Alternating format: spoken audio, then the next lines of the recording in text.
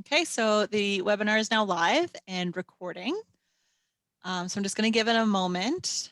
Thank you, students, for joining us. We're just going to get started in a moment, waiting for everybody to come into the room.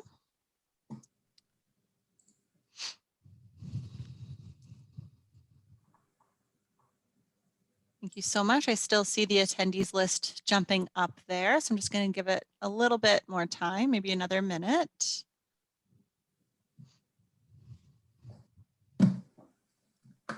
Thank you so much for joining us today. This is for the Computer Studies CSTN and INSS programs. Just going to give it another minute.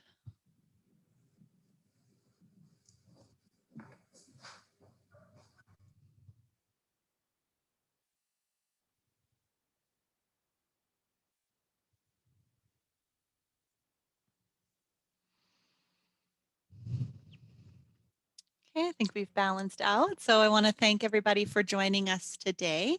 So our industry networking panel for today is for the CSTN and INSS programs. So we're going to start off today how the Alumni Association likes to start off all of our webinars with the Indigenous Land Acknowledgement. Georgian College acknowledges that all campuses are situated on the traditional land of the Anishinaabe people. The Anishinaabe include the Odawa, Ojibwe, and Potawatomi nations, collectively known as the Three Fires Confederacy. Georgian College is dedicated to honoring Indigenous history and culture and committed to moving forward in the spirit of reconciliation and respect with all First Nations, Métis, and Inuit people. Thank you everyone for joining us today. Like I mentioned, this panel is for the CSTN and INSS programs. Today we have two panelists who are going to take us through your learning outcomes. Brian Fox is going to join us today. Brian is a solution engineer working with PDFtron. I hope I pronounced that right. Brian's been working with the IT technical world for over a decade in multiple roles: IT support, repair, infrastructure engineering, cybersecurity, software engineering, etc. When he's not working on technical projects, he's training to complete a full Ironman triathlon. And we'll have to talk about that later because that sounds crazy. And we also have Chris Hoskin. Chris Hoskin is a recent grad. He's been living in Barrie for about 6 years. He's graduated with honors from the CSTN program, started using computers when he was 5 years old, and started in the IT field at 24 with a local repair business in Halliburton. He's been working for Western Mechanical for the last 10 months, where he also completed his co-op. Thank you so much, Chris and Brian, for joining us today. I just have a couple of housekeeping items for students. So this session is going to be recorded. Once the session is complete, you'll be sent a link via email of the recording for you to use for your reports. The link will probably be sent tomorrow morning or tomorrow afternoon. So don't worry about taking notes right now. You can be fully present in the panel session. You'll be sent a recording. That being said, if you do have any questions, our moderator, John with Co-op, will take you through the questions in your sheets. But if you have any follow-up questions or questions that aren't covered in the learning outcomes, please feel free to post those in the chat for us and we'll get to them in order.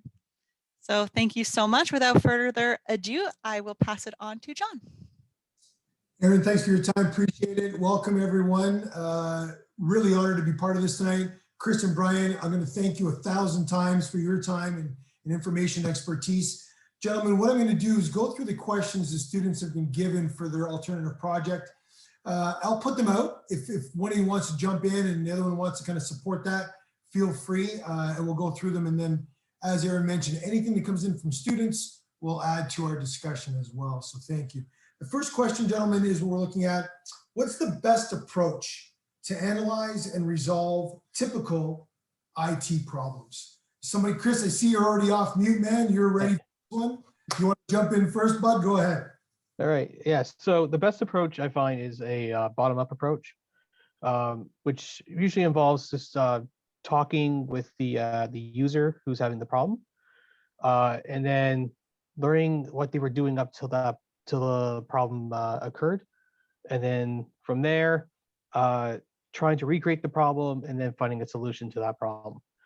So a simple example would be, let's say somebody unplugged their mouse to plug in like a charge cable for their phone. They went to plug the mouse back in, and all of a sudden it doesn't work.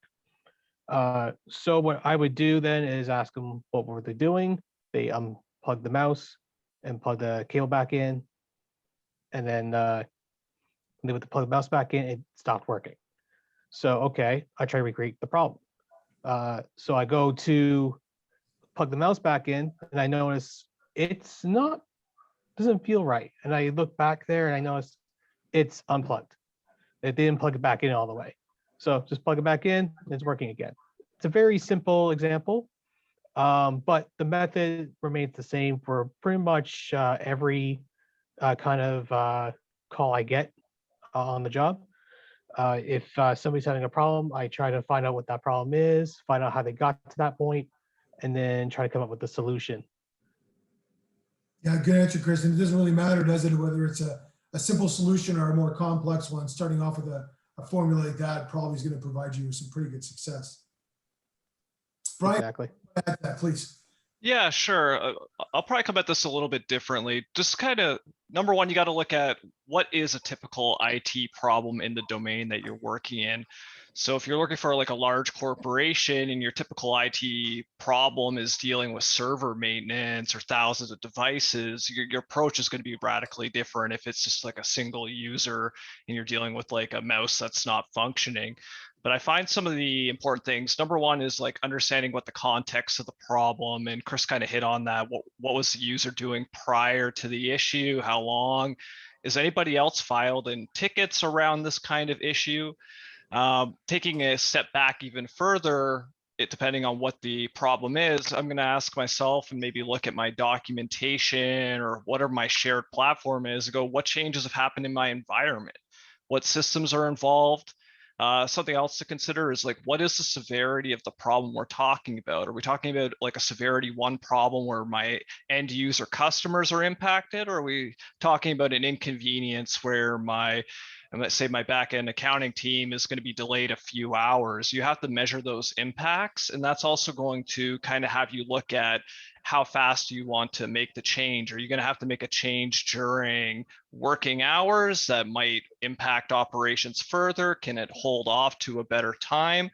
A lot of times the solution to the problem is pretty easy to derive, but more so the execution and how you're actually going to deal with it in a way that's not going to impact the businesses, where like a lot of pieces kind of have to be sorted and put in a really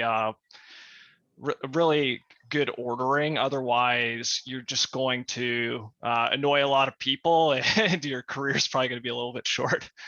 Yeah, no, it's a good point. And to both your points, the environment is so important. Chris, I know you're working at Western Mechanical, so you're probably dealing with a lot of users like, hey, my mouse doesn't work anymore. Or, I tried turning it off and on 27 times and it still doesn't work, right? Where Brian, you're in a different environment and it might be more, a bigger picture, a bigger solution that you need to look at different times, and who else is it going to affect?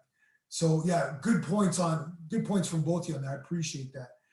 Brian, I'll come back to you and then we'll let Chris kind of follow up on this one. Sure. There's common security issues you've seen in the field. So this one's probably going to be a little domain specific. So I'm going to speak from like a corporate standpoint and like the cybersecurity kind of area where I'm most comfortable.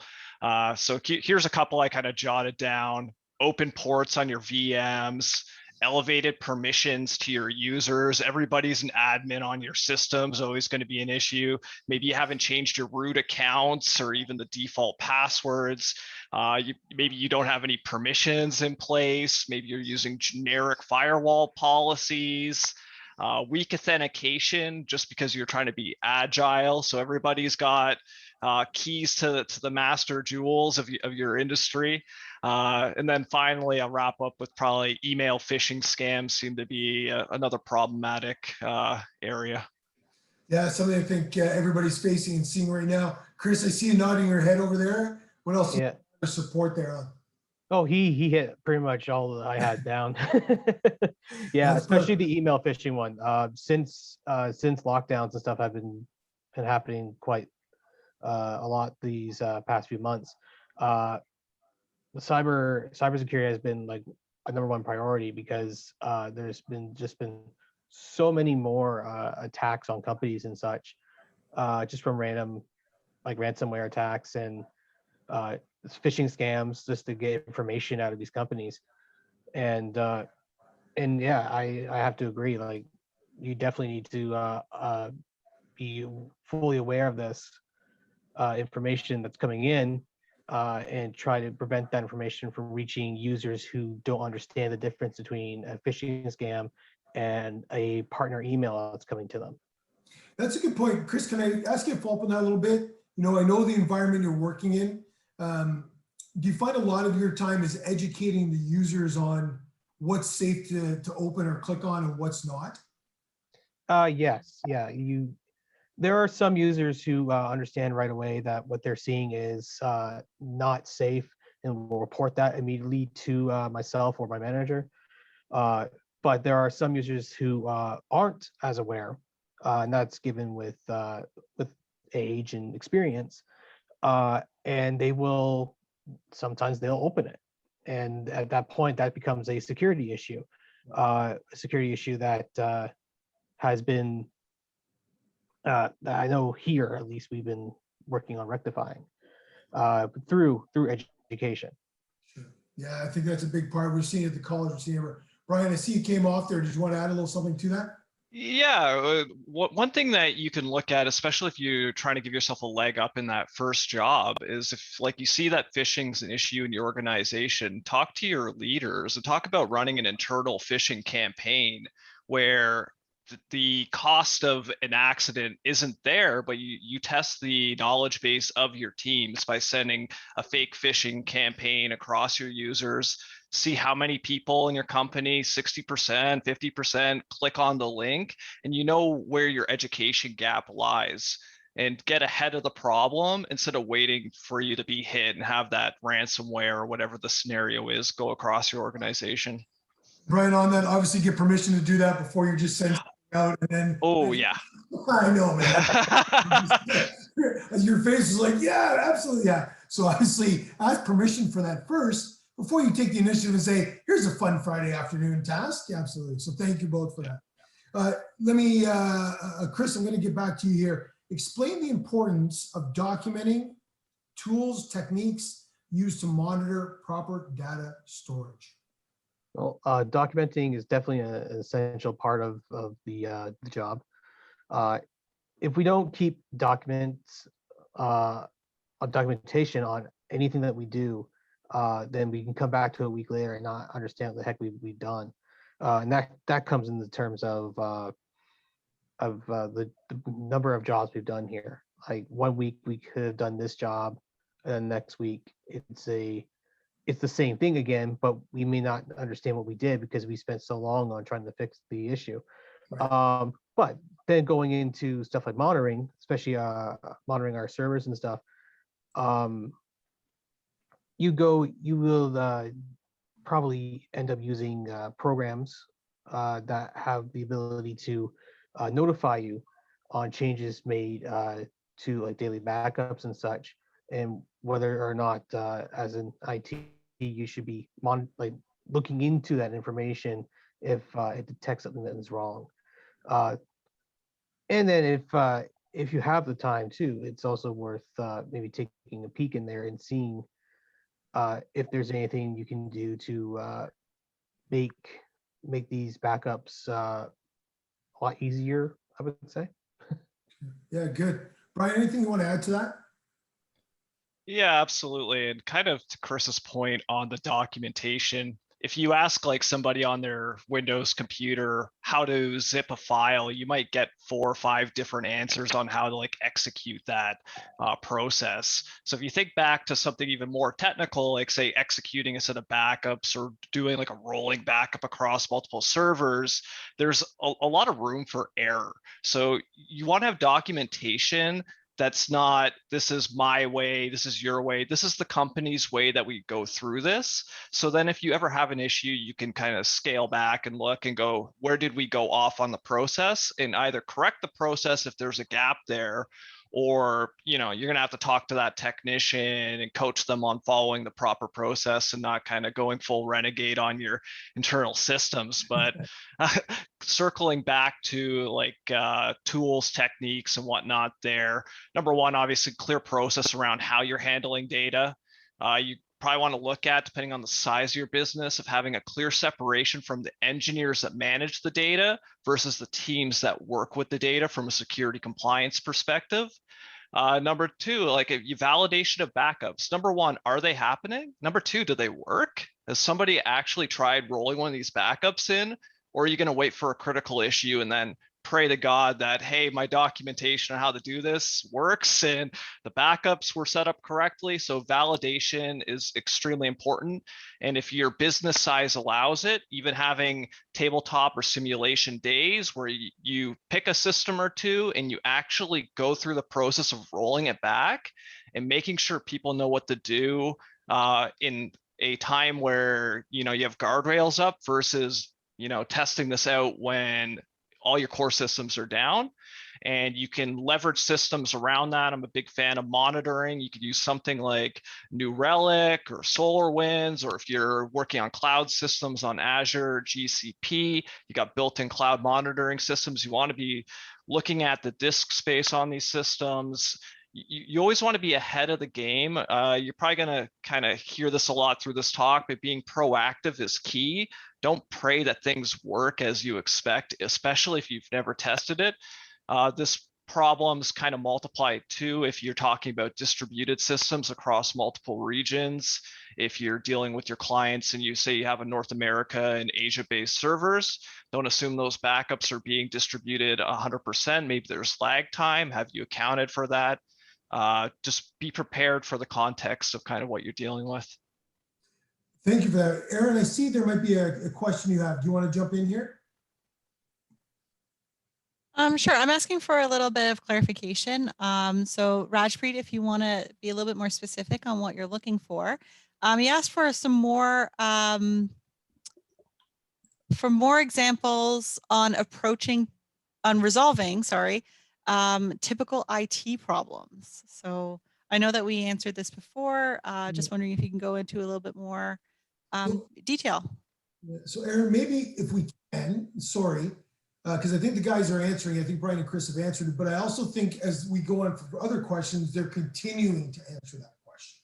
So let's go through a couple more, and then if Rajpreet still is kind of wondering about more and he has a specific, then we can bring it back to him. Does that work for everybody? Sure, that makes sense. Absolutely. And yeah, if you want to elaborate a little bit more, Rajpreet, just let me know in the chat. Thank you. And thank you for the question from everybody. I really appreciate that. Chris, let me come back to you. What steps do you need to take in a workplace, because I know the workplace you're in, to maintain older or out of date equipment and software? And that could be something you're dealing with at Western, obviously. Yeah. So one thing that we should always do is keep backups of everything, because you never know when a system's going to fail. And that also includes physical disks as well of software that you were using to upload onto these computers that you're setting up. Some of the software that we use probably costs more than what I can make in a month easily. So you don't want to lose that physical software, because sure, so like there's some companies out there that keep software on file, like on their websites, but eventually those get cycled out when they reach end of service. So when that happens, some companies just don't have that kind of money to put out for the newest version of the program. So you have to come back to what they have and try to use that to either repair or install onto new computers. And you also want to make sure that anything you do store physically, you want to make sure that it's protected from the elements, because it's the last thing you need is having a flood come in and completely destroying anything you have stored. Continuing on, another thing we do with, like, let's say older computers, these days we're running into a lot of solid state drives. So we try to upgrade any out of hard disks into solid state. not only does that increase the speed in the production that people are doing on computers to a degree, but it also is a little more secure in terms of not losing data, since hard drives do suffer from corruption over time. They can't be as relied on as much as a solid state drive these days, in my opinion. And then continuing from there, let's see. And yeah, and if a computer can handle it, we'll even like install more RAM. That's just, of course, coming from the user end, just helping out end users. Well, absolutely, good point. Brian and Chris, obviously you're in a bit of a different environment. Brian, what are you seeing from your side? Anything you're doing that's different than what Chris is talking about? I'm a little more on the software side with this and having to look at old software solutions. And by old, that can be really as new as 5 years old. It could still be still be old. Some things that you want to consider that are kind of adjacent to what Chris has said too is understanding what your dependencies are. It's one thing to think about, hey, I need to upgrade this piece of software, this piece of hardware, but you should also take a step back and go, what depends on this hardware? Is this feeding other systems? Is there databases being plugged into this? What other things could break if I change this? And number two is your new system or your new version. What kind of testing protocol have you went through? Have you plugged it in? Does all the firmware connect up as you expect? It's always the small little gotchas that are going to throw off your upgrade plan. And just trying to cover as many bases as you can in your testing before you go and try to push this into production is going to give you the best success. But especially with old software versions, do not take it for granted that even if it's just a slight version increase, it's going to work on everything.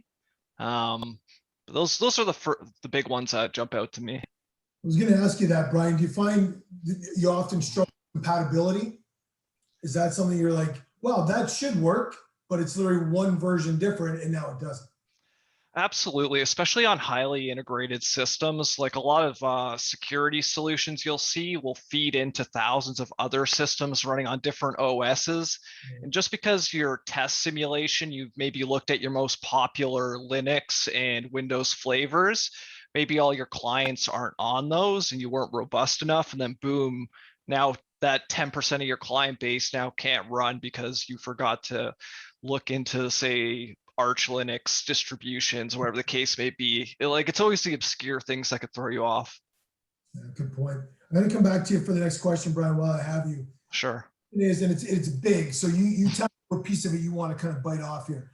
From start to finish, what are the important considerations when implementing a new computer system? It kind of goes to what we were just talking about, I think, a little bit.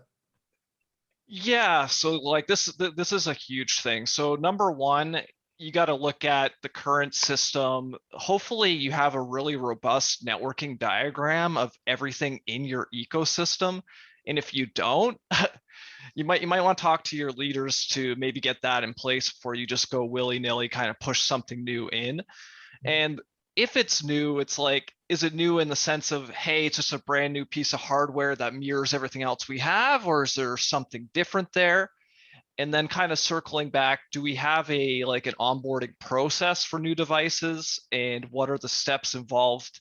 Let's see. Other things to consider is what's the change period going to look like when you're putting this new system in? Is there a downtime that you should expect?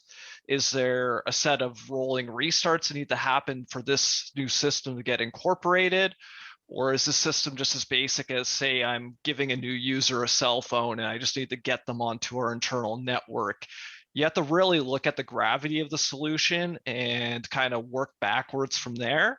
A lot of times I recommend, especially on a corporate scale, is you got to look at what the impact is and work back from impact and go from there. Perfect. Chris, anything to add to that? And then we're going to ask you the second part of this question. I see some other questions coming in from students, but Chris, anything before I move on to the next piece of this? I would say, coming from my experience, understanding who, coming from end user, yeah, coming from an end user experience, you want to know who's going to be using the systems. And again, going by their education and what they need to run their job. If they don't have that system that can run it, you're basically looking at a loss in production right there, and a loss in money and time. So by talking to the user, understand what they need, you can then, from what they explain to you, you can research into that and find out what you need to put together a build that suits their needs, or even look into a pre-build and then modifying it to what you need it to do. Of course, this goes into the key stakeholders part of the question. Yeah, so let me ask that, Chris, and then you can answer if you don't mind, just so students know where we are. Who are those key stakeholders that you need to be involved with in an organization to make sure that's working and that's happening? Yeah. In that, you'll be dealing mostly with the CEO and the partners of the company. Yep. Those are the ones that have the money. Those are the ones that control where the money is and where it's going. Quite oftentimes, they'll be the ones requesting jobs out of you, or at least as I personally found, which makes having to explain why you need funding for a certain upgrade in the network or such a little easier. And if it happens to be the other way around, where as an IT you have to get something funded, such as like I said, a big upgrade to the network, then you would have to really explain it in their terms why they need this. Right. So there's got to be a business case for that, right? I mean, obviously you're looking at getting people on board, but then you're building the business case so your manager can bring it forward and say, here's why we need this money. Here's what it's going to cost. Here's potentially how it's going to save us money down the road, Chris, as well. Mm-hmm. Right. Absolutely. I see a little bit of a side question here. I'm going to ask you, and it's from Rajpreet, if there's anything else you want to add to it. I think it comes from our previous question, which is how to deal with any errors or faults in the system on time. So that could be a triage thing, Brian and Chris, like, hey, this is urgent now, or that can wait till tomorrow. I think that's probably where we're going with that question. Any thoughts on that? And if you don't have an answer for it right now, not a problem. But you know that there's quite, there's issues that come in on a daily basis. You're working on something. Here's my focus, my task for today. And somebody comes to you, and Chris, and says, my mouse isn't working, Chris, and is standing in your door, right? So obviously, you're like, guess what? I'm fixing a mouse right now, right? Like you're kind of triaging it as it comes in of what's most important and what can I hold off on a day, week, or monthly basis. Yeah. So as I think Brian previously mentioned, there is a level to what's considered more important of a job over others. Like a mouse is a simple job that can be done within mere minutes, seconds, even if you run. So that can get done out of the way really quick. So you just like replace a mouse, they plug it in, it works great. That's like a 2-minute job done. That doesn't cost you too much time right there at all.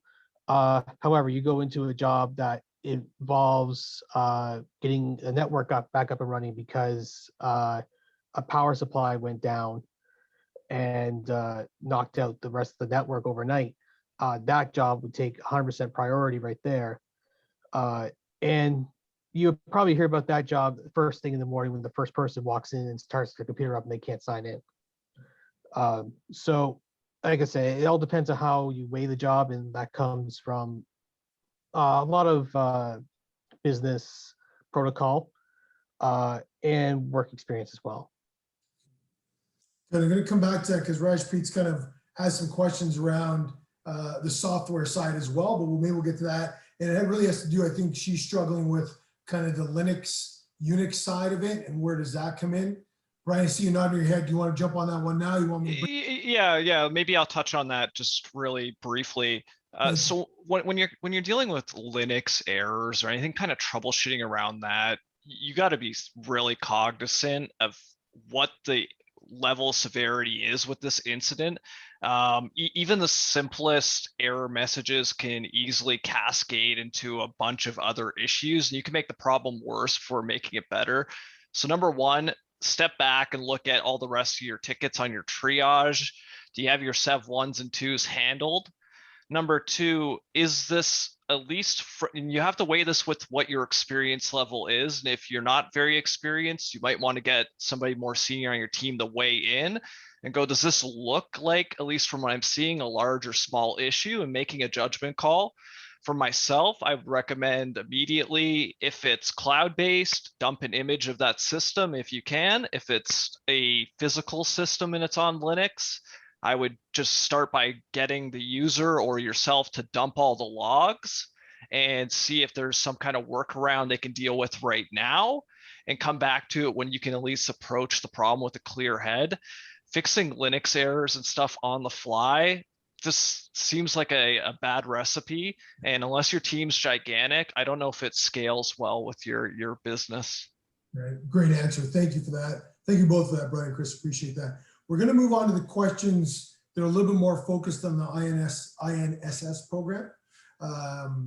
If we can jump into that, and Brian, I'll start off with you since I already have you on. Describe the current industry standard best practices. And you know, that's one of the learning outcomes that we're talking about in this information system security program. What do you see as kind of best practices right now, industry standard? Right, for sure. So if we're talking about best business practices around business resources, vulnerabilities, exploits, I think it's always going to come back to the users. And I'm sure you guys are covering it, the least privilege model in your courses. If not, definitely Google that. You need to rein people in and remove as much control from your users as possible. I know it seems like such low-hanging fruit, but that's going to fix a lot of issues with people that want to be technicians, want to be helpful, people that are programmers, that are network guys, and vice versa, trying to troubleshoot and create vulnerabilities. A lot of times your programmers are going to want to pull the newest libraries or tech stacks to put a new feature in, and they haven't went through compliance. You just need to protect people from themselves as number one. So least privilege. And your least privilege strategy should cascade into things like thinking about role-based permissions across your entire network, having those permissions be reevaluated at least on a quarterly basis, if not monthly, depending on what's feasible in your business. When people are offboarded and onboarded into your organization, how quickly are their rights and privileges being revoked? Are you monitoring data inside and outside of your network? You need to be really cognizant of those things. I recommend, especially when you're talking about like cloud systems, you should be using those built-in monitoring tools and having like alert flagging set up if a certain amount of data leaves the network. Same with access controls. Not everything's going to be like a true positive, but you need to get these things on your radar. And as your scale, and you're going to hear me talk about scale a lot too, as your business scales up, you're not going to have time to individually check these systems one by one for compliance. What you also might want to do is look into like a tool like Qualys that can actually go in and look at vulnerability management on a per system basis and shoot you out a report of missed patches or libraries.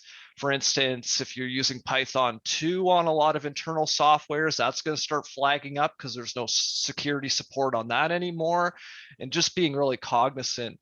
And then once you have that kind of big listing of vulnerabilities, then you can kind of dole those out to either your team or however your corporate structures set up to start mitigating those, obviously starting with the high severity ones first and kind of working back from there. Probably everybody read about the Windows print spooling issue that happened the last week and a half. And that's like a massive, you get administration level privileges off of a small bug could cripple your corporation very quickly. So it's just being on top of those things, and, you know, it's proactive measures. Yeah, that's great. Chris, I see you nodding your head here. You're jumping to get in on this question. Go ahead, sir. Yeah. So Brian pretty much hit the nail on the head on most of those industry standards there. Yeah, limiting the amount of access your users have is one of the best practices you can do, because the last thing you want is have them tamper with anything uh, that they are that you are trying to make sure stays within within your control.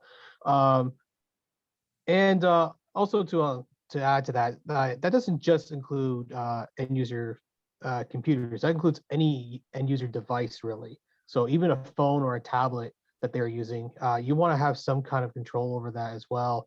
Not only to keep them from like installing something from like the App Store or from a rogue site that requires you to download an app, but also in the cases of what happens if they lose the device.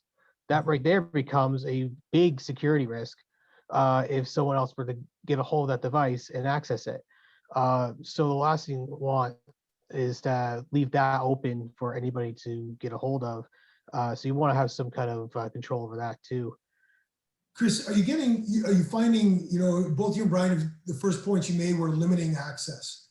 Are you getting pushback from people on that? Like, hey man, why can't I just do whatever I want? It's my phone, it's my tablet, it's my computer, mine. Are you finding you're getting pushback on that, Chris? In some cases, yes, because when it comes to some of the workers that we deal with here, they are not office workers. They are on-site workers. They're drivers. And all those users use personal devices that they own. So in those cases, we really don't have a say on what goes on with that, but we try to at least encourage them to practice security with their devices so that information is not lost.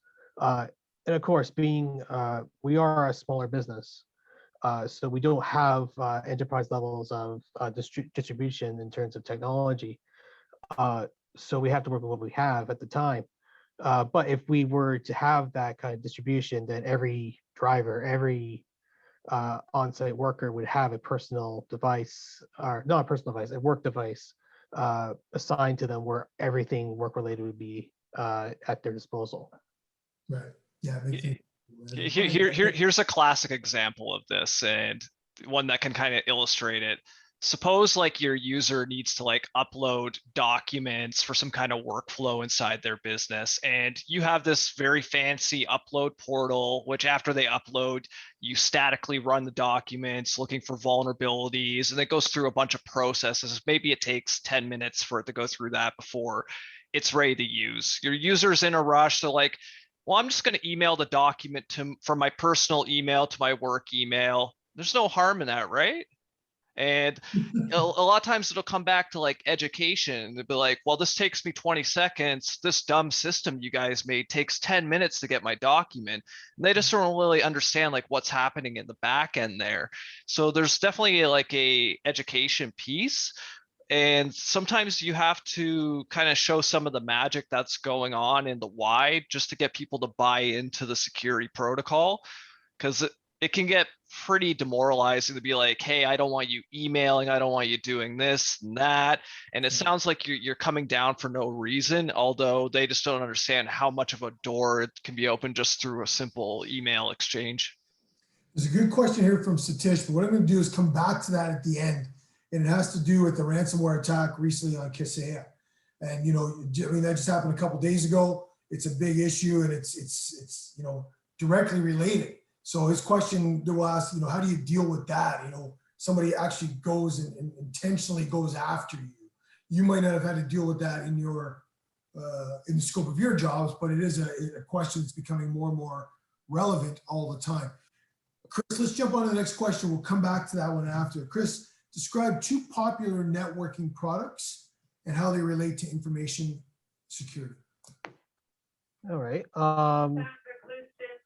Sorry. So one thing recently has been Microsoft 365. Right. With its implementation of Microsoft Teams for online meetings, is high security standards for email protection to stop phishing scams and such, which can also be altered or even modified by IT administrators to what they needed to do. It presents, sorry, a great tool that is available for all the users on the domain. And I'll kind of stop there for now. No, that's absolutely okay. Brian, anything else you want to add to that? Just, describe two popular networking products and how they relate to information security. That was a good answer, Chris. Thank you. Sure, I'll just speak to some of the ones that I've used personally. Although they had a breach, SolarWinds still an incredible tool for managing large ecosystems. There's a lot of power there between automated scripts for managing your devices. You could have this tied into other alerting platforms. Makes it really easy to keep a good pulse on your overall network. There are also a ton of add-ons to the product too, to kind of drive on use cases that are important to your business. So something I would recommend if your business is at a scale where the licensing costs make sense, it's not a cheap product. Another one that's a little less expensive, I like New Relic in terms of a VM monitoring tool. If you're outside of the cloud ones, and I guess one third bonus one, I do like the Azure Monitor built-in tools that come with Microsoft's cloud solution. I find they're actually very robust, even though Microsoft gets a bad rep sometime. I think they really nailed it on the security side. Perfect. Chris, I see you nodding your head. You're agreeing with that, obviously? Oh, yes. Yes. From what I've seen what I've seen, what they've come out with, and hearing what they were coming out with in terms of their Teams model recently, even, I'm excited to see where 365 will go in the future. Excellent, excellent. Brian, let me come back to you. Provide one real world example, if you can, of how a system setting would be optimized in a workplace in order to harden information systems. Oh, okay, sure.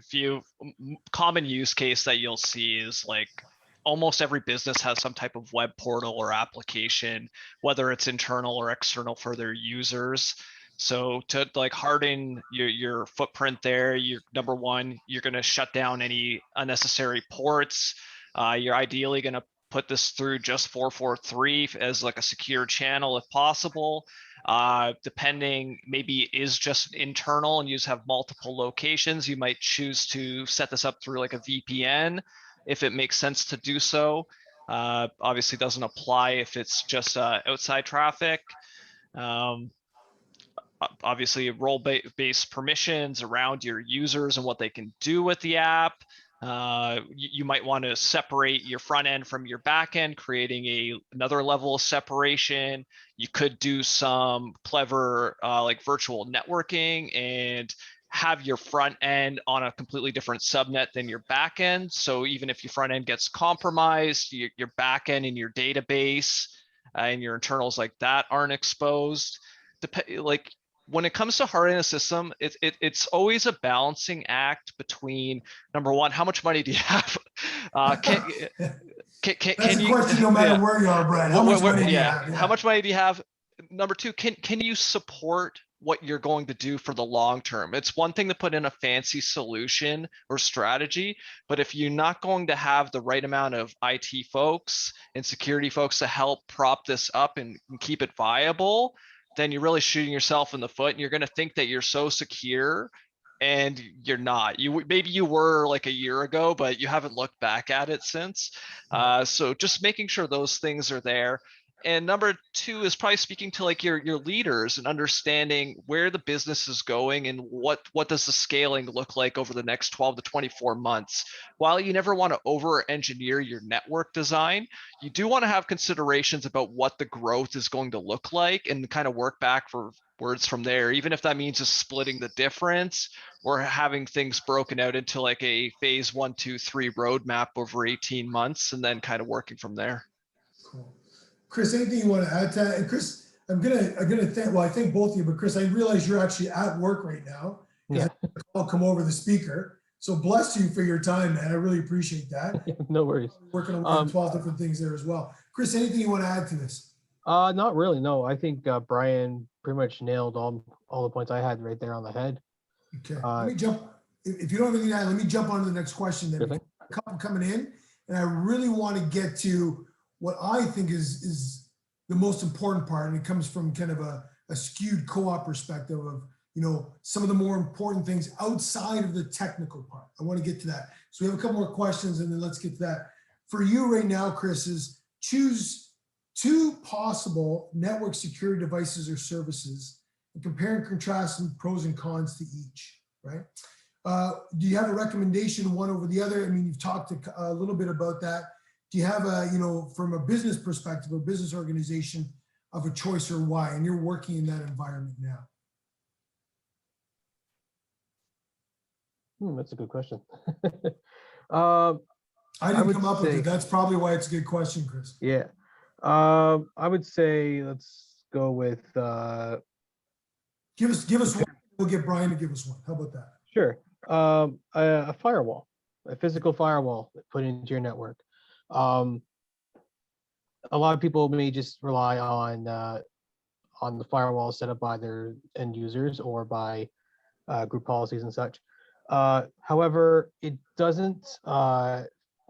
It's not as robust as a physical firewall is, which can not only control the amount of malicious traffic that's being prevented, but it can also allow for additional services such as VPN connections as well, which is another benefit to in this environment today, having workers outside the company being able to work remotely and gain access to the network safely. And Chris, that's a good point because, you know, I don't think people are going to go back to, okay, here we go. We're all going back to the office tomorrow. It's going to continue in this, you know, kind of work environment, working from home, working remotely, whatever you want to call that. So I think that's a huge piece of that is how can we continue then to work in this environment safely, right? That's a big piece of it, of what I think what you're talking about as well. Is that correct? Correct. Yeah. And then Brian, anything you want to add on to that? Do you have one you want to add into this? Yeah, I would say, especially with like what you hit on with the large emergence of work from home, even myself included, actually. Your average business is probably 10x the amount of users working from home, if not more. And it's one thing to have firewall is definitely critical to having your infrastructure, but it's how are you going to monitor all these devices? I'd recommend implementing some type of SIEM solution, SIEM, if you're not fluent. Some popular ones out there, QRadar, Azure Sentinel, if you're looking at cloud-based solutions. And essentially what the SIEM does is it's going to let you feed in the logs from all your devices, set up rules that are going to be analyzing the logs, and then trigger any alerting based on what you find important. So maybe it's data leaving the network, maybe it's elevated permissions for no reason, and you can actually target this in on the use cases. And most of these solutions out of the box are coming with 20 to 30 plus rules that cover almost all those common cross-site attacks. And having that into your ecosystem is just going to take a lot of strain off your IT from investigating to actually solving issues, which is a big issue as you scale up. Is you don't have the time to sit there and cherry pick data from devices and correlate logs by hand. This process can be tedious if you've ever tried to do it, and you're talking about thousands of lines of files at any time. So having a solution that's going to do correlation and trigger on at least a good percentage of fidelity alerts is going to leave you to go, okay, what's the big picture from what I'm seeing with the alerts, so I can actually handle my kind of security posture. And then on that, Brian, I'll go to the next question because I think it flows in here. What steps would you take to ensure a security audit has been completed fully, effectively, and properly? Sure. So on the corporate level, if you're the technician, you're never going to be the one doing the audit. You're often going to be working hands in hands with that person, obviously. Right. So what's your auditor going to check? They're going to check your ticketing system, and they're going to see how did you manage the tickets? Was there proper steps? Did you do a backout plan? Do you have next steps? Is the solution document from start to finish on how you're going to execute the changes or the diagnostics? And the second you're missing any of those things, especially if you're talking about like ISO 27001 compliance or SOC 2 or any of those popular ones, you're going to get a big X on those. What they'll typically do is they're going to go and pull 5 to 10 tickets out of random from the last 12 months. And if they're garbage, you're probably going to fail your audit. And they're going to check those things. They're going to pick some systems at random from your network, and they're going to check ports on them. They might run some scans. It depends on the size of the business and kind of what the previous audit looked like. But if you have no audit history, or you're coming from a failing audit perspective, everything's fair game. So you really want to. Audit preparation doesn't happen 2 weeks or 4 weeks. It happens about 6 months before the audit starts is when you should start thinking about getting those things in order, as well as there might be a paper component. There might also be like an access if you're talking about a physical location. Is the ID card protocol in place? When was the last time that the codes were switched on that? This can get pretty complex, but those are a few kind of starter points. Yeah, Chris, you want to jump in there? And then I want to get just after you've done this, and Chris, I'll give you a chance to answer this, but then after you've done this, what are some of the skills you're going to present this then to your team and your senior management? What does that look like? But Chris, give us a bit of your example on the first question, please. Well, unfortunately, I don't have any experience with security audits as of yet. Right. So unfortunately, I can't chime in with the answer for that. No problem.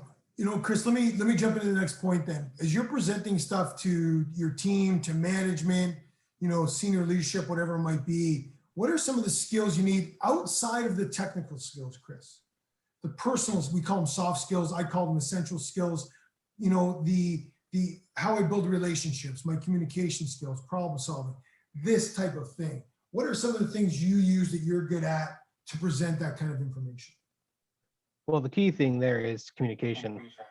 If you can't communicate what you're trying to tell the CEO, who isn't, let's say, not as computer literate as you, they're not going to understand what a SSD is or a GPU, et cetera, et cetera. They're not going to understand any of that. The only thing they're going to be able to understand is how much is this going to cost me and how much is this going to hurt my company. Or how much is this going to save my company even? So you have to present it in the way that they can understand. So having key communication skills to present what you need to tell them in a language they can understand is very essential. Otherwise, everything you bring to the table with them is just going to get pushed right off. Chris, would you agree that if you come at them with a bunch of technical stuff that's above their head, they probably have no idea what you're talking about, they're going to feel intimidated, right? Look at this Chris guy, he's a pretty smart guy, he knows a lot more than I am. I'm supposed to be the CEO. I'm supposed to know everything. I don't understand one word Chris told me, right? So it's once again, your delivery and the way the way you communicate, what they need to know, what's pertinent to them, what's most important to them. That's what you want to hit on. Would you agree with that? I definitely agree on that. Yeah, Yeah, considering that a lot of businesses still have CEOs who just don't spend time learning the technical details on how their technology works. Right. They're more focused on, like, let's say, stuff that's more associated with their skill set. That's why they hire you on, is to take care of that technical skill set. So when you are trying to explain that technical stuff to them, you kind of got to translate it into something they can understand, giving simple examples, giving pretty much blunt answers in a way too. You don't want to get too scientific with it. Otherwise, like I said before, they're just not going to follow what you're saying, and they'll shove it aside so they can get back to what they're doing. Yeah, give them the facts that they need and then kind of go on from there. Yeah, good points. Brian, anything else you want to add to that? Think about, communication is obviously important. Anything else as far as, you can think of from a soft skill, essential skill perspective that you feel is essential when you're talking to senior management, senior leadership? Yeah, I think chalking up the communication skills is probably too simple. So I think you need to look at, number one, like how many layers of people are above you that you need to communicate to, because you're going to probably find from wherever your orbit is, it's like your manager is probably still somewhat technical, your senior manager probably a little less technical, and if you have like a director level, then a partner level. As you move up the chain, you're probably losing, not always, depending on the business. So number one, know your audience of who you're speaking to. Number two, from being a solutions engineer, believe me when I say, I don't come to people with problems, I come to people with solutions. And I recommend you take this mindset. Don't come and tell your boss, hey, we need to replace this $5,000 server with this and this.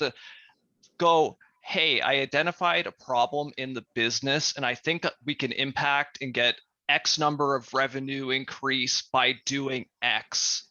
And they hired you to make smart calls. They didn't hire you so they can think for you and tell you what to do. So just kind of circling back, I would be very reluctant to talk to your senior leader unless you have like a few things that think about the problem and think about where it could go and have a few things really as speaking points before you're even going to engage in that conversation. And if you're completely out of blank, then I guess be open and honest about that. But in the technical role, you have to really understand your domain and understand what's important. And that kind of goes both ways down the chain when you're speaking to your end users versus your managers. It's very easy to come across as condescending or as a know-it-all, and you want to try to remove barriers, not put barriers up. So simplify your language down, speak in terms that everyone's going to understand. If you need to use a really technical term, maybe provide a bit of context around that. But ultimately, businesses are powered on value. So if you can make the value proposition, you're good. If all you can speak to is we're negative $5,000 on this change, I don't want to say it won't happen, because sometimes it still might happen because it needs to, but it's just not a great starting point to kind of make that happen. And like, I guess circling back on soft skills in general, your communication skills, your ability to kind of critically think about the business as a whole at the micro and macro level is what's going to elevate you through your ranks and make you ultimately successful. I've seen people with far more limited technical skills get past what I would call almost geniuses just because they were better at the communication and soft skills game as a whole. Right, I'm going to ask you to follow up on that a little bit. A couple times throughout our session today, you've talked about initiative, being proactive. Those are a couple of words you've used often. Tell me a little bit more about that. Where does that lie as far as critical skills for people in this industry? Yeah, absolutely. So let's look at it two ways. When we speak about the individual yourself, I have a very proactive mindset, and look at your current job skills and don't go, hey, I'm a network technician, and paint yourself in that box. Maybe you're a network technician today, but really you should be going, what do I need to do to be a more versatile engineer in general? So does that mean I need to maybe invest some time in learning my scripting skills? Maybe I should get better on the Linux terminal. Pick a piece at a time, or a couple short-term or longer-term objectives, because the second you're out of Georgian does not mean the brakes stop on the learning. If so, I think you're in for a really tough road. And to go into any job thinking you're going to be on this very narrow set of responsibilities is a bit naive. You should be ready to hop in there. And if somebody goes, hey, I need you to do X, it shouldn't be, this isn't in my job description. It should be looking at it and going, hey, might be a bit of learning there. And you can be open about that with the people on your team and just get those extra skills. Like, it's only going to help your earning potential and career trajectory. In terms of the business side, being proactive, it's about not just kind of turning the other way when you see an issue. It doesn't mean that, hey, you need to stop what you're doing and fix every issue as they come, but take a look, especially in your first 90 days, 6 months with an organization. Don't pick out everything and just kind of throw it to your manager, but keep some notes.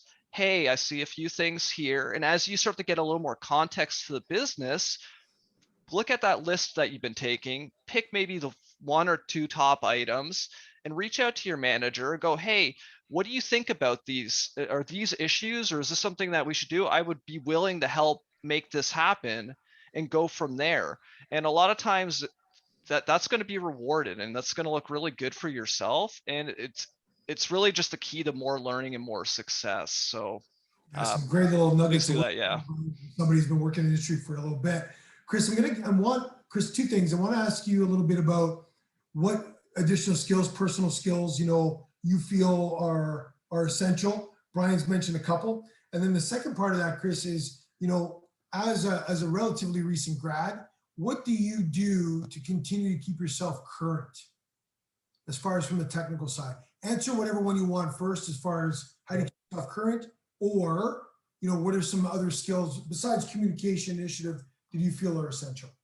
Well, to keep myself current, I would say I am constantly interacting with staff here, learning how they operate, and what they would like to have in order to perhaps make their day-to-day work easier in terms of technology.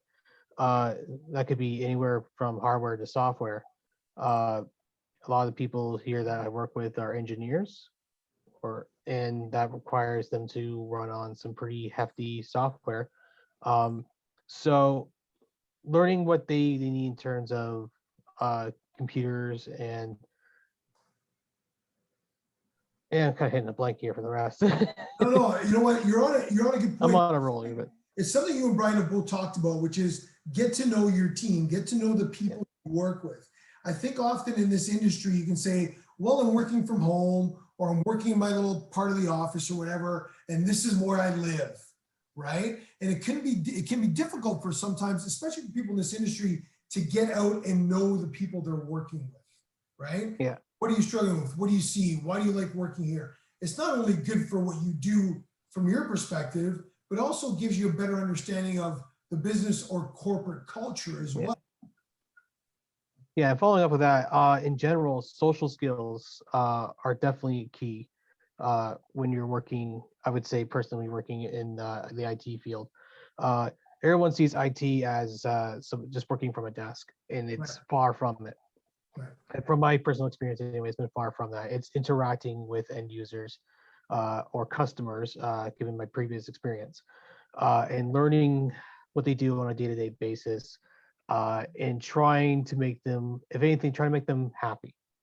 Make them happy, it makes your day, it makes you feel happy. And not only that, it looks good on your record. Sure. So the better you can keep, the more you keep the staff happy and working at full potential, the easier it is to do your job. And that allows you more room even to work on potentially other departments in the business, such as upgrading the network or such.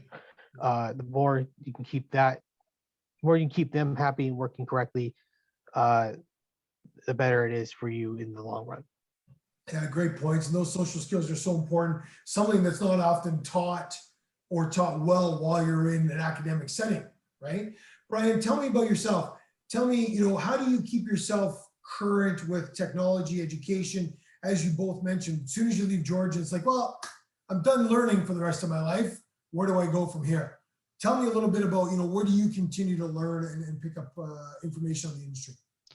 Yeah, absolutely. Like for me, I find doing the exact same technical work that I'm doing at work the second I'm off work isn't the easiest thing. So what I do is I usually pick something that's in a similar domain, but not exactly what I'm doing for 8 hours plus a day. So in my case, I'm spending a lot of investment on cloud computing and infrastructure in general. I've completed 5 certifications since January, another 4 to go before the end of the year. You just have to be diligent and be your hardest critic in terms of what your progression path looks like. And it doesn't mean there has to be a certification on the end of it, but you should be able to benchmark, and you could if it's not a certification, it could be as simple as, hey, I want to be able to do X item. Maybe it's like, I want to make a website, or I want to write an automation script, or I want to be able to migrate servers on VMware easily, and have some tangible items that at least at the end of your year, you can look back and go, did I get these? And the ones I didn't get, is there a why? Should I be pushing them to next year? And that's what's really going to kind of empower your learning workflow, and it's worked wonders for me. I've been out of Georgian for quite a few years at this point, and I still put an hour to 90 minutes every day into additional training. It just doesn't stop. Yeah, and especially, for both of you, the industry, there's probably no industry I can think of that is changing more often or quicker than the industry you guys work in. So yeah, being, committed to that learning on a daily, weekly, monthly basis. I love the idea of setting some goals for yourself, some personal and kind of technical goals as well. I think it's huge because it makes you accountable from there as well. And you can get into the job easy, but if you want to stay in the job, you want to get promoted, you need to do that.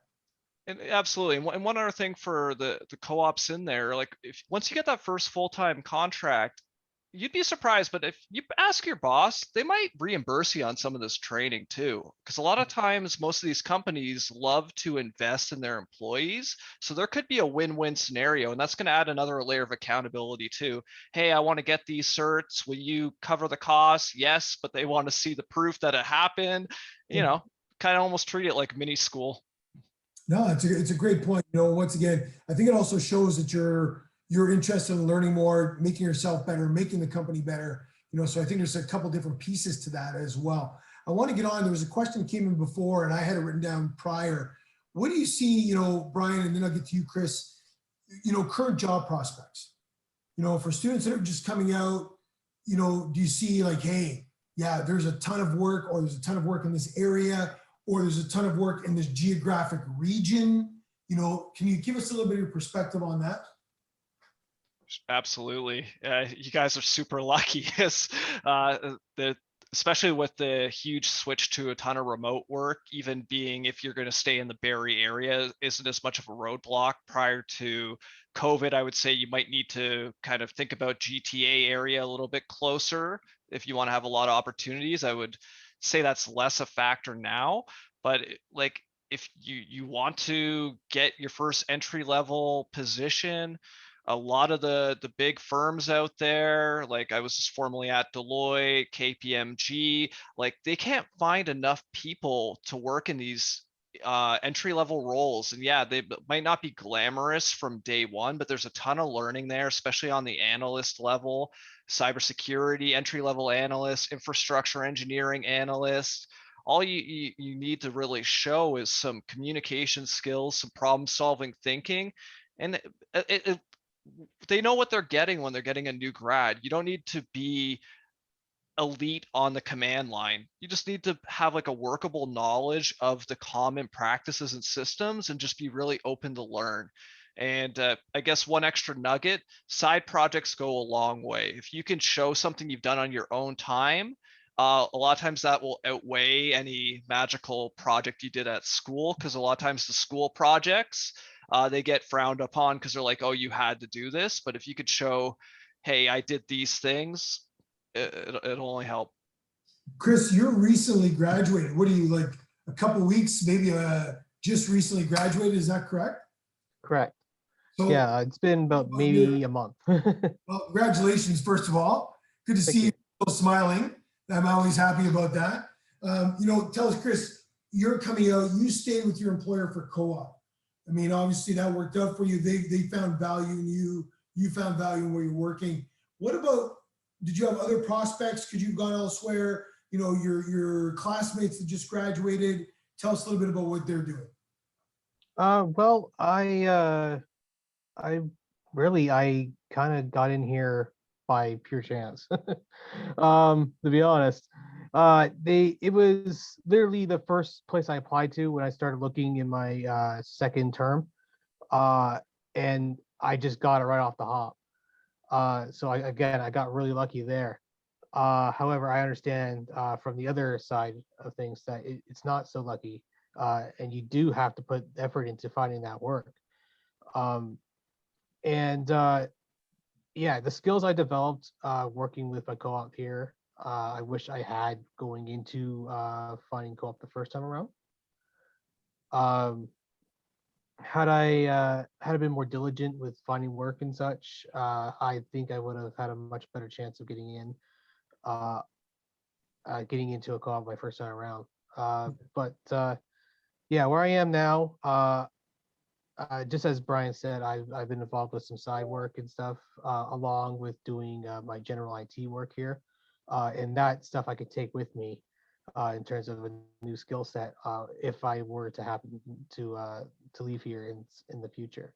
Sure. Do you see now that, you've done, I don't think it's luck, Chris. I think, you know what, especially if they jumped on you right away. They're like, hey man, let's get this guy in here before he goes somewhere else. Yeah. I work in co-op obviously, and usually when an employer gets you right away, it's like, if we don't get him tomorrow, he's gone somewhere else. So I think that's, good for you. So don't undersell yourself on that at all. From what you see, and I obviously know you're at work, so, whatever your level of comfort is answering this question, where do you see yourself as you're going forward? You could be a mechanical, Western mechanical for your rest of your life if you want, but also where do you see kind of your goals and, vision of where you're going to be working down the road? Well, I do like to eventually get into information security, follow up what Brian's doing now. But I know personally I got a ways to go in terms of personal education to feel like I am qualified enough to attend that course.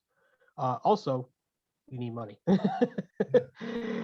So I would like to at least maybe get another 5 years or so of personal experience, whether it be continuing working with Western or working elsewhere, maybe moving out of the city to work in another region.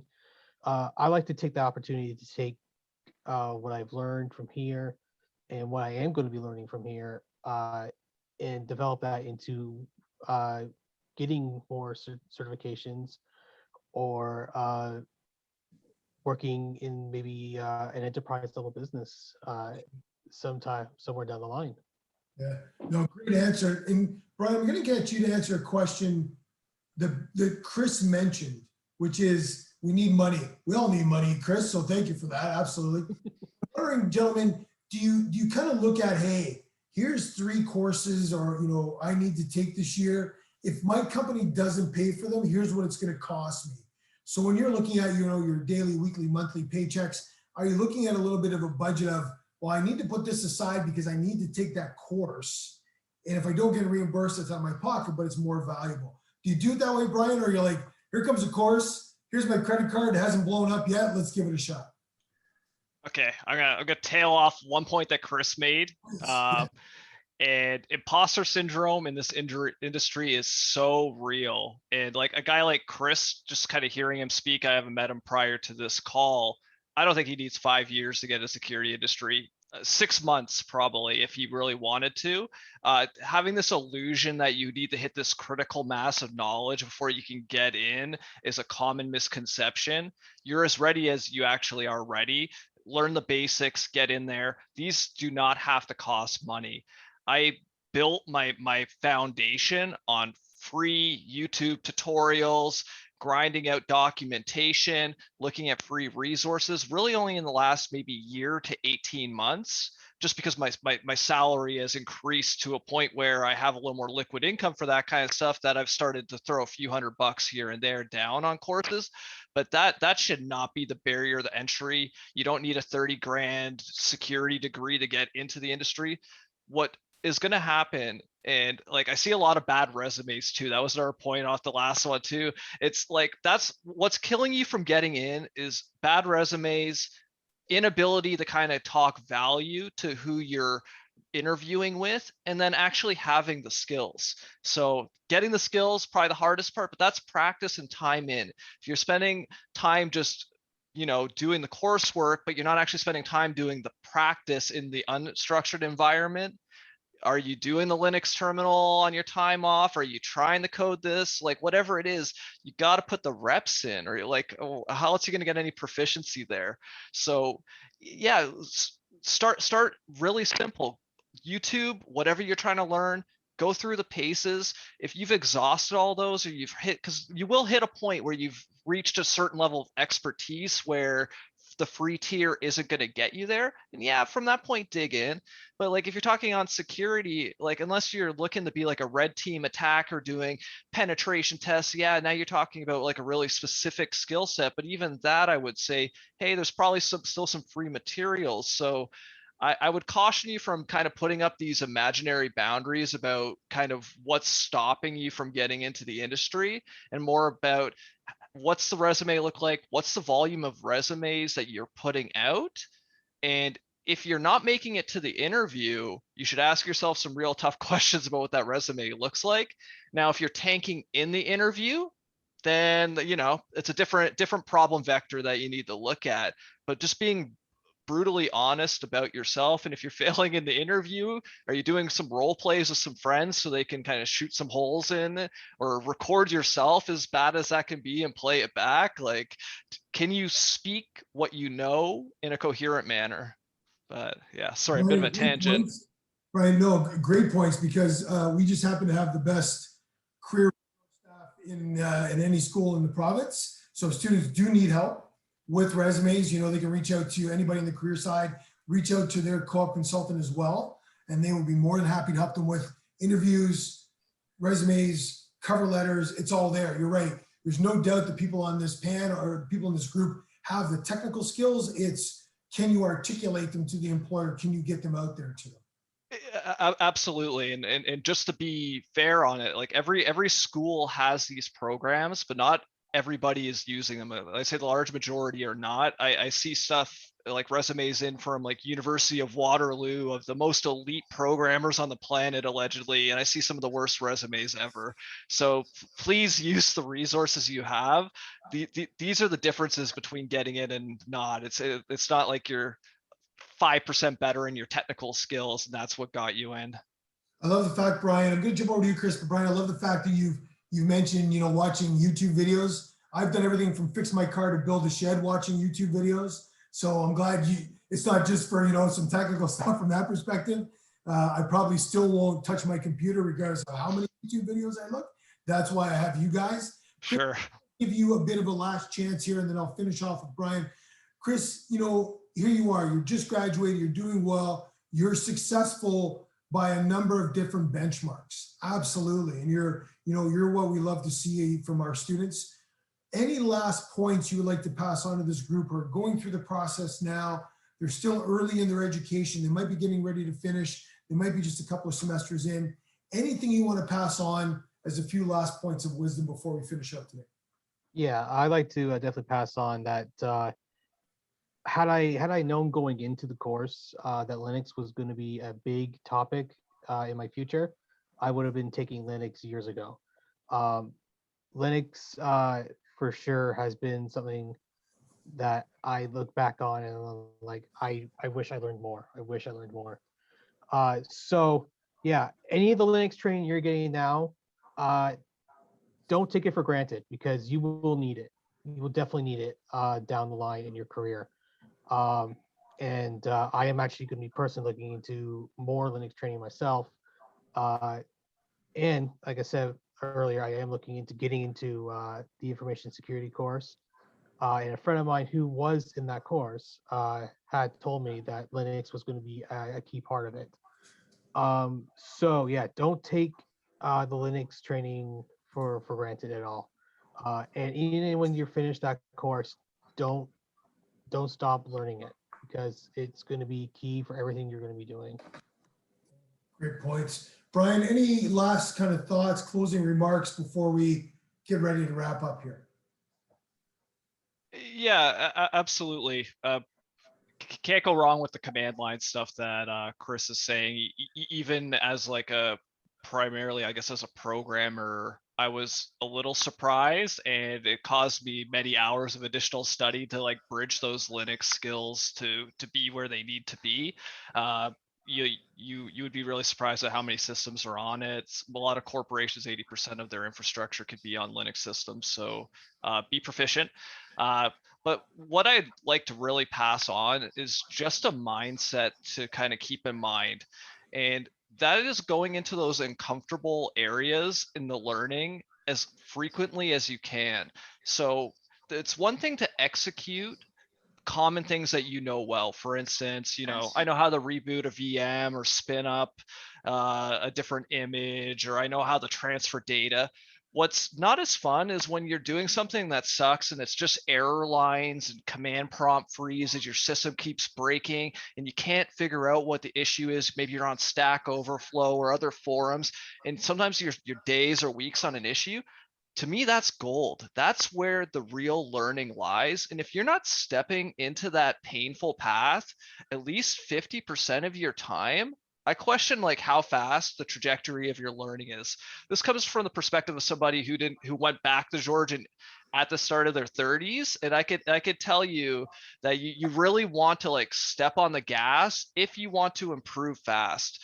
Yeah, maybe if you're in your early 20s, you can kind of cycle through and learn a little bit here and there. But if you're like really serious, the uncomfortable areas are where the most growth lies, not just regurgitating what you already kind of know. Yeah, do it a few times to get the basics down. But once you can execute that, you can execute that.